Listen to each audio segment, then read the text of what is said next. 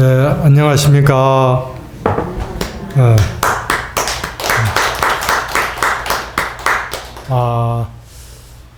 여러분들이 잠시 이렇게 자리에 앉아서 이렇게 명상 참선을 하니까 마음이 어떻습니까? 네.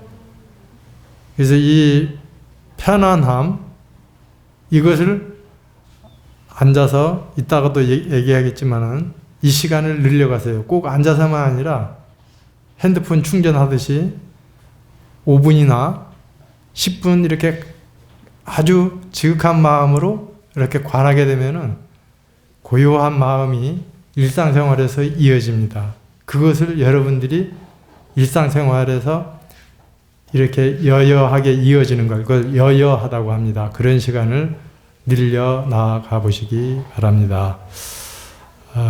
오늘 이제 제가 이 법회하면서 여러분들이 당장 앞에 보이는 우리 부처님의 의미, 신장님의 의미, 보살의 의미, 그리고 어떻게 인등을 켜고 그런 의미들을 이렇게 법문해 왔습니다.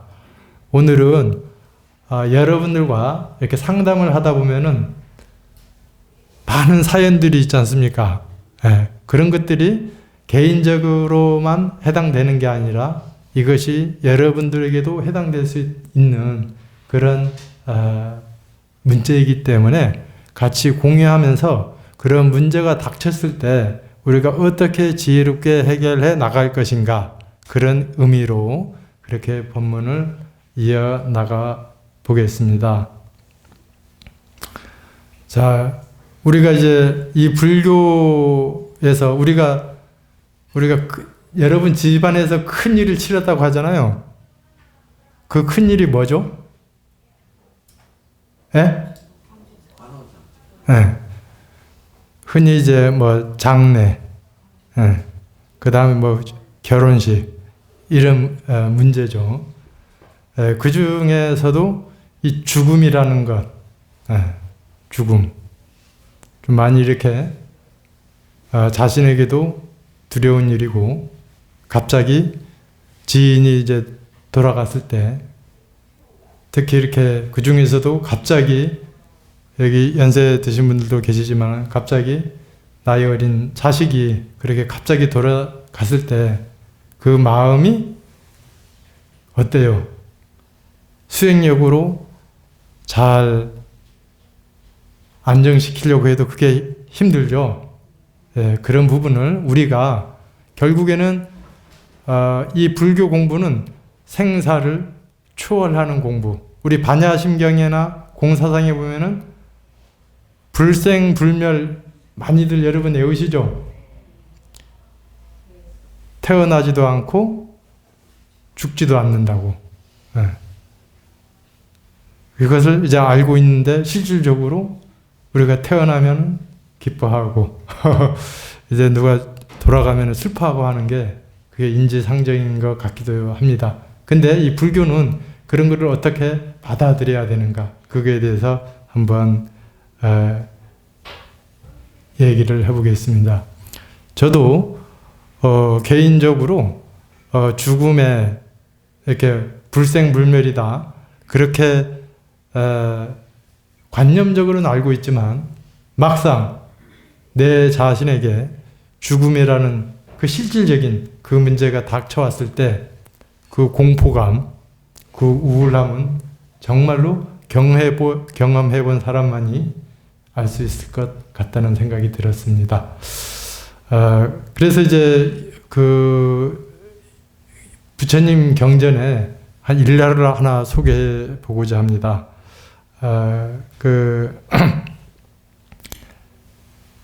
대리기타라는 그 개송, 그 주석서에 보면은 그 아들을 잃은 끼사 꽃담이라는 그 이야기가 나옵니다.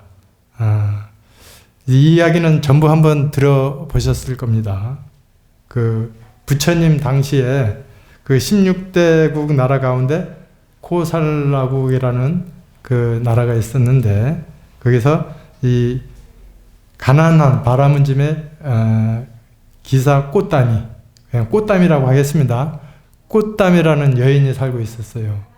근데 이 여인은 어려서부터 몸이 아파가지고 비실비실 그렇게 했고, 또 집안도 가난하고, 그래서 항상 우울하고 그런 나날을 살았습니다.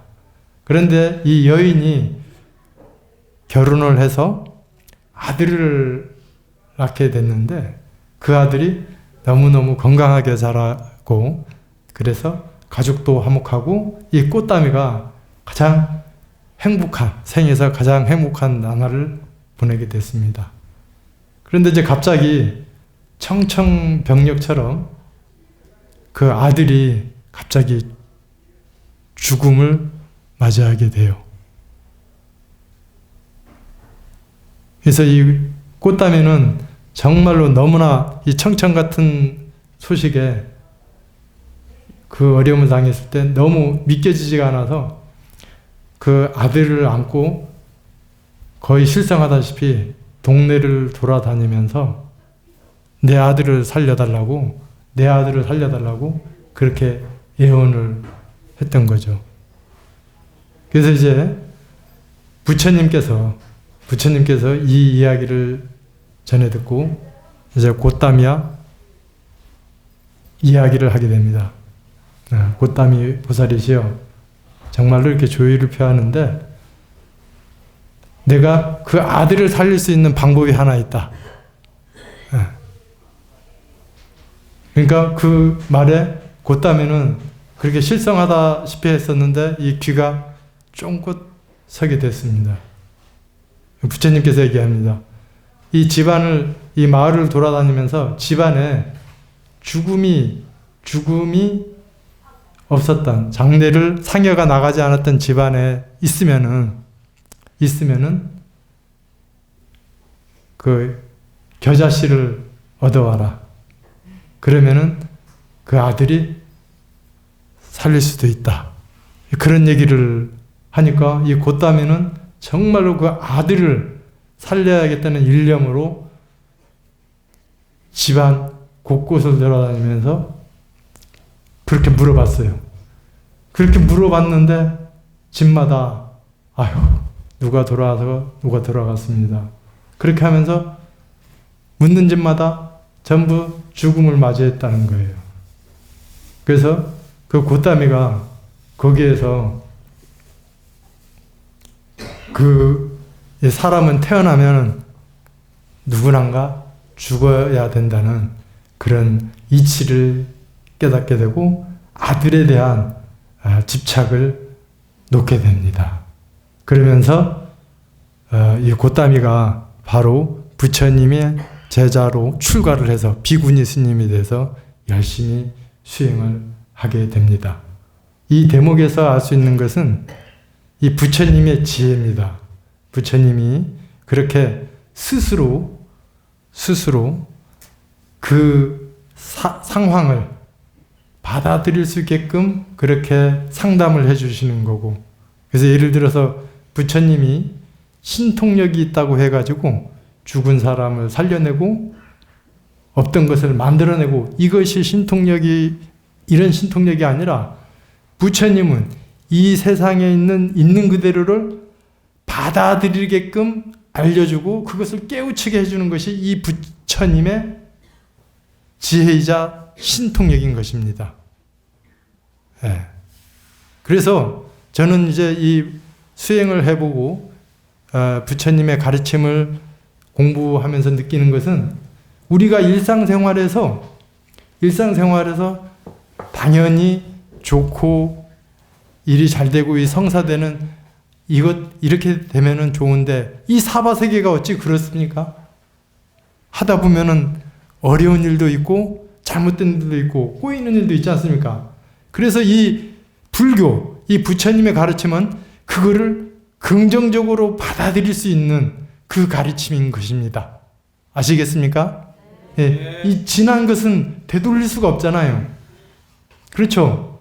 그래서 행여나 지금 이 자리에 혹시 그런 분들이 계신다면 그런 죽음과 관련된 것 포함해서 병고액난, 이런 것들이 있는 분들, 여러분들이 분명히 있을 겁니다. 그런 분들이 그런 거를 이 심리학적 용어로 수용이라고, 받아들임이라는 것입니다.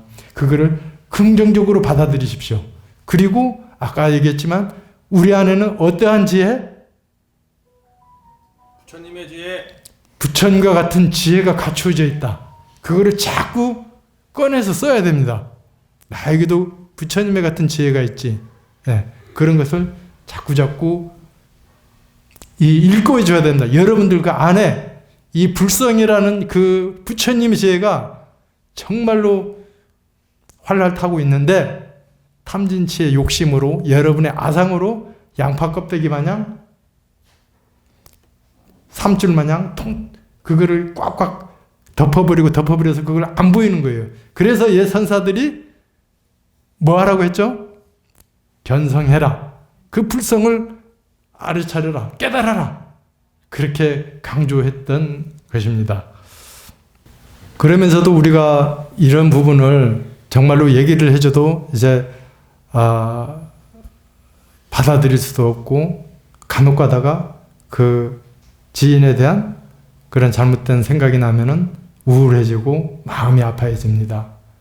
그렇기 때문에 또 하나는 우리가 아까 법성계 했는데 일미진중함 시방 일체진중영여시, 그러니까 한 티끌 안에 온 우주를 머금었고 낱낱이 티끌마다 또한 온 우주가 들어있다. 그렇기 때문에 이 티끌 안에도 우주가 들어있다는 것은 모든 만물만상이 같이 연결되어 있다는 뜻입니다.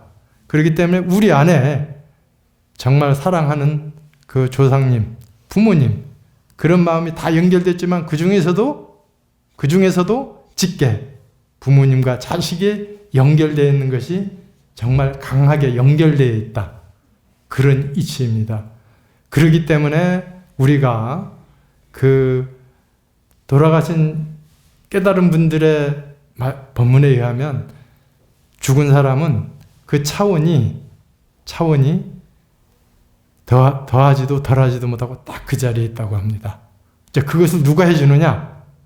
누가 해줘야 될 것 같아요? 그 지인들이, 유족들이. 어떻게? 자해. 하여튼 뭐 수행을 하든 천도제를 하든 그건 여러분들의 형편에 맞게끔 하는 것입니다. 그래서 옛말에 집안에 스님이 나오면은 구대가 승천한다는 말이 있잖아요. 네, 저는 그렇게 받아들이고 있습니다. 스님이건 제가자든 그런 이치를 깨달은 사람들에 한해서는 조상님들이나 자손들이 정말로 같이 밝아진다. 이거는 정말 사실인 것 같습니다. 내가 밝아짐으로써 주위가 밝아진다는 것, 조상님이 밝아지고 자손이 밝아진다는, 이거는 분명히 저가 스스로 그렇게 알고 깨닫고 나가고 있습니다. 예. 그래서 이제 그 방편으로 이제 돌아가신 영가분들을 위해서 이제 천도제를 한다는데 그거 왜 하느냐? 정말 이 죽음에 대해서 우리가 이 영기법, 그걸 영기법이라고 하거든요. 영기. 이 세상이 인연이 다 이제 모이면은 태어남이요. 흩어지면 죽는 것인데 이거를 알면은 이 생사에 여여하고 삶과 죽음에 자유롭다는 거예요. 이것을 이 생전에, 이것도 생전에 여러분들이 그것을 알아야 자기 죽어서도 죽은 줄을, 사대가 흩어진 걸 알지, 생전에 모르면은 죽어서도 자기가 죽어도 죽은 줄 모르고 살아있는 그 집착을 하게 되는 거예요. 그래서 49제나 천도제를 하는 이유가 영가시여, 당신은 사대가 흩어져 돌아가셨으니 이 생이 집착을 내려놓고 극락왕생하시라. 그런 법문을 해주는 겁니다. 핵심이 거기에 있는 거예요. 아셨죠? 그렇기 때문에 여러분들께서 스스로 이 살아있을 때 수행 정진하면서 알아차림, 깨어있음, 자문자답하면서 그래야만이 여러분들이 죽을 때 혼미하지 않고 깨어있어서 당당하게 윤회에 휘말리지 않을 수 있다는 거죠. 자, 그러면 어떻게 해야겠어요? 그러니까 여러분들이 그런 걸 하기 위해서 뭐를 하죠? 연불도 하고 참선도 하고 강경도 하고 이렇게 해서 법문을 들으면서 항상 아까 또 오음 하면서 깨어있는 마음, 이런 것이 계속 유지되고 유지되다 보면은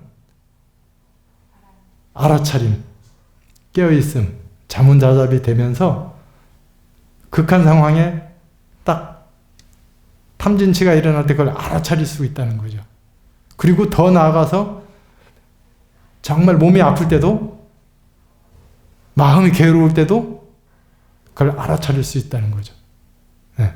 그리고 더 나아가서 죽음의 임종시에서도 그걸 알아차림할 수 있고 가장 큰 방편으로 그 죽는 순간 나무 아미타불을 일념으로 아니면 10번만이라도 그렇게 지극하고 할 수 있다면 어떻게 된다는 거예요?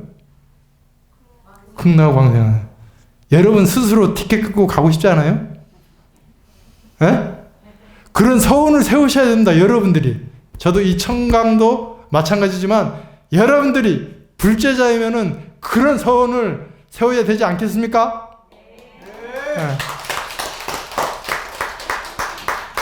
그래야 이 대원정사 이 장경호 거사님이 자아를 발견하고 지상, 지금 여기에 이 순간에 불국토를 이룩한다. 이 슬로건이 이어지는 게 아닙니까? 저는 이거를 꼭 여러분들과 같이 이룩하고 싶습니다.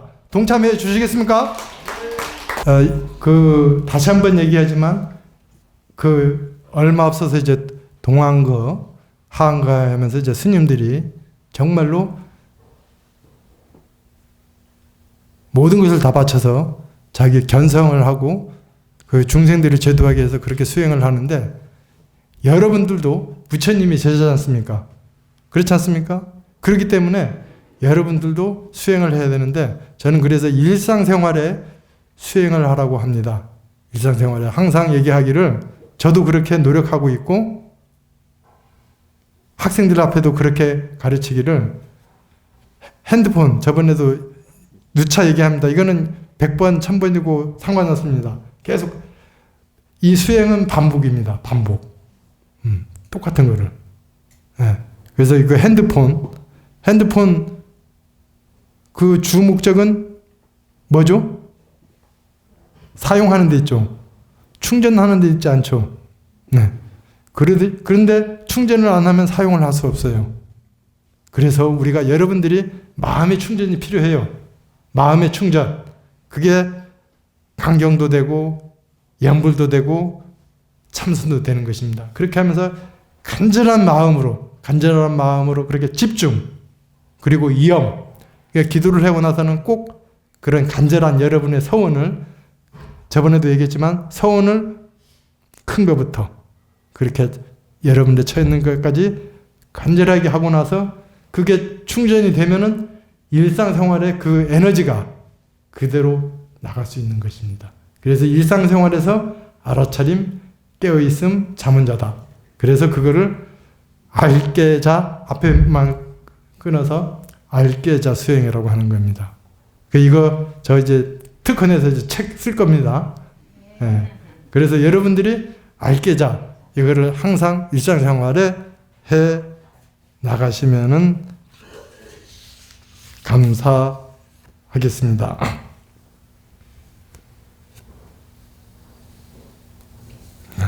네, 그러면서 항상 저번에도 얘기했지만은 우리 선조들은 이미 그 용어 속에 수행이 깃들여져 있다. 우리가 조심하라고 하잖아요. 그 살필 조자, 마음심자. 항상 조심, 마음을 살펴. 그래서 이 핵심은, 저는 수행의 핵심은 알아차림, 깨어있음, 그리고 반복. 이것이 저는 수행의 핵심이라고 저는 그렇게 생각하고 있고 그렇게 실천하고 있습니다. 이것은 여러분들이 직접 체험하면서 그렇게 증험할 수 있습니다. 그러다 보면은 여러분들이 이 한 생에도 많은 습관이 있겠지만은 여러 생을 윤회했다 하면 얼마나 많은 그런 의식들이 여러분 이 안에 있겠습니까? 그것이 뭐 몇 번 해서 다 해소되면 좋겠지만은 계속 나오는 대로 되풀이해서 내려놓고 예. 그렇게 하면서 이 몸 안에 있는 이 중생들을 다 제도할 때 그때 자유인 깨달은 이 예, 그런 게 될 것 같습니다. 그래서 아무쪼록 여러분들께서 같이 이 대원정사에 오시면서 이 법문을 듣고 꼭 일상생활에 활용을 해야만이 이 법사 스님, 주지 스님도 보람이 있고 여기 기도 열심히 하신 스님들 그리고 우리 총무 스님도 보람이 있지 와서 다 스님들 앞에만 맡겨놓고 알아서 해주시오 해놓고는 여러분들은 집에서 그렇게 실천을 못하면은 이게 부처님의 가르침 우리가 전달하는 입장에서 제대로 역할을 못하는 거지 않습니까? 그렇죠? 그러니까 여러분들은 꼭 이 법문 시간에 마음으로 정말로 이렇게 간절하게 듣고 그렇게 일상생활에서 실천해 나갔으면 좋겠습니다. 예, 그러면은 저 법문은 이렇게 가름하고요. 우리 기도 스님, 등년 스님을 저번에 초하루 때는 소개했는데 일요법회는 오늘 처음으로 이제 법회를 보게 돼서 여러분께 소개해드리겠습니다. 여러분 딱 오늘 법회 들어오니까 분위기가 달랐죠? 네, 우렁찬 목소리로 그렇게 했는데 등년 스님은 그 법주사 문중이고 이 서울의 보광사 아시죠? 네, 보광사 그 정자일자 큰 스님 밑에 상자 거기서 출가하셔서 바로 출가하자마자 천일기도를 회향을 하고 이렇게 그 교육기관에 그렇게 간 스님이 저하고 같이 동국대학에서도 같이 수학했었고 그리고 제가 어떻게 하다 보니까 박사학위는 받았는데 진짜 박사학위 이 연구하실 스님은 이 등년 스님입니다. 항상 그 클래스에 이 공부하고 그런 데서는 가장 탑으로 그렇게 했던 스님이었고요. 그렇게 해서 이제 법무사 유령과 그 다음에 최근에는 봉은사 그 유명한 강남의 봉은사에서 천일 기도를 회향하고 이제 그렇게 해서 이제 다른 데 가시게 된 것을 제가 간곡하게 부탁을 해서 이 대원장사에서 같이 수행하고 이끌어 주십시오. 그렇게 부탁을 드렸습니다. 같이 그래서 열심히 이 스님께서 정말로 그 봉은사에서 다른 데서 기도했던 것들을 참고 삼아서 여기서 정말로 성심껏 그렇게 기도 정진하고 축원문도 그렇게 사시와 그 저녁에 기도하고 그렇게 해서 이제 이 동안거 준비가 다 준비가 다 됐어요. 이제 여러분만 딱 동참하면은 이제 완벽한 콤비네이션 그렇게 되니까 많이 그렇게 참석하시고 우리 뜨거운 박수로 등년 스님 한번 소개해 받겠습니다.